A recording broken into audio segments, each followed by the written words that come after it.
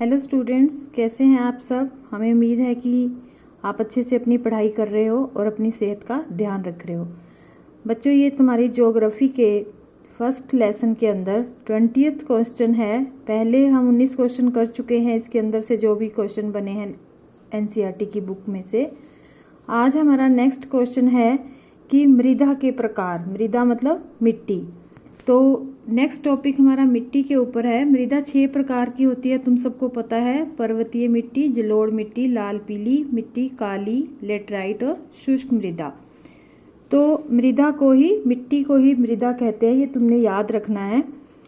सबसे पहले हम आज पढ़ेंगे जलोढ़ मिट्टी के बारे में।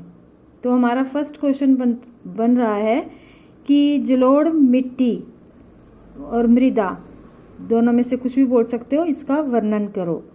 ये तुम्हारा पेज है 8 नंबर पेज है तुम्हारी बुक का, और ये तुम्हारी एनसीईआरटी की बुक है, टेक्स्ट बुक क्लास की। तो सबसे पहले यहाँ से आंसर स्टार्ट होगा कि जलोढ़ मिट्टी जो है विस्तृत रूप से फैली हुई है और पूरा उत्तरी मैदान जलोढ़ मिट्टी से बना हुआ है। उत्तरी मैदान कौन सा है? ये सारा उत्तरी मैदान जो है जलोढ़ मिट्टी से बना हुआ है। इसको 3 नदियाँ, कौन सी हैं ये 3 नदियाँ? सिंधु नदी, ब्रह्मपुत्र नदी और गंगा नदी। इनके द्वारा जो भी मिट्टी बहाकर लाई जाती है और उसको यहाँ पर जमा किया जाता है, उसी मिट्टी से ये मैदान बनते हैं।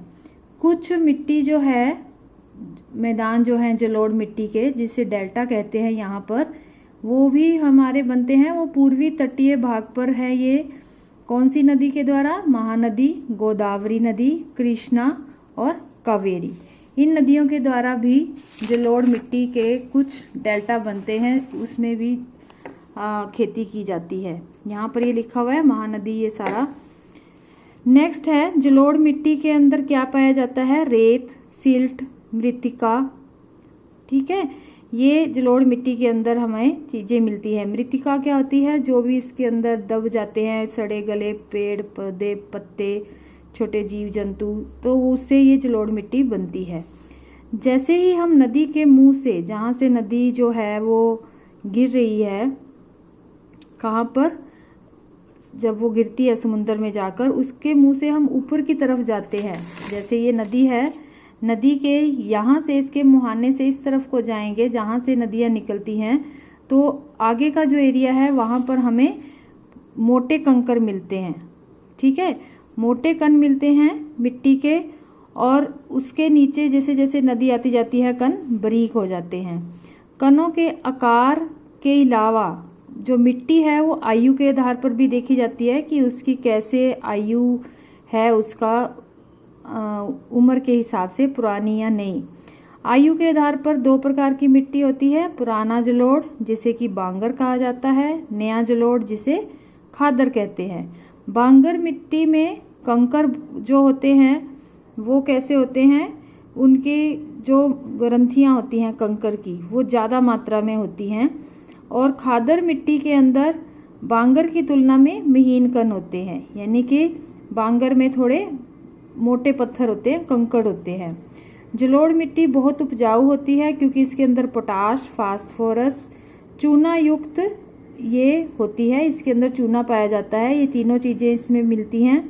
इसके अंदर गन्ना, चावल, गेहूं की खेती की जाती है और दालें भी इसके अंदर उगती हैं। कौन सी मिट्टी की बात चल रही है बच्चों? जलोढ़।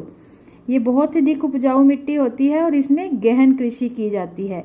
गहन कृषि का मतलब क्या होता है कि थोड़े से एरिया में ही इस प्रकार से मशीनें और टेक्नोलॉजी का प्रयोग करके ज़्यादा पैदावार की जाती है, तो उसको गहन कृषि कहते हैं। तो गहन कृषि जलोढ़ मिट्टी में की जाती है क्योंकि वहाँ पर जनसंख्या घनत्व ज़्यादा होता है।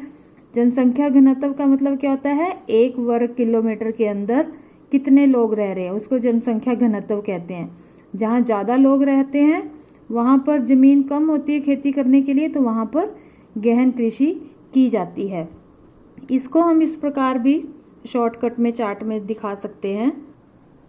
ये देखिए जलोढ़ मिट्टी, ये बहुत ही महत्वपूर्ण मिट्टी है, उत्तरी मैदान में पाई जाती है। 3 नदियां जो है उत्तरी में, सिंधु, गंगा, ब्रह्मपुत्र के द्वारा लाई जाती है। पूर्वी तटीय मैदान के जो डेल्टा हैं वो इन नदियों के द्वारा बनते हैं। उसमें भी जलोढ़ मिट्टी पाई जाती है। ये चारों नदियाँ तुमने याद रखनी है।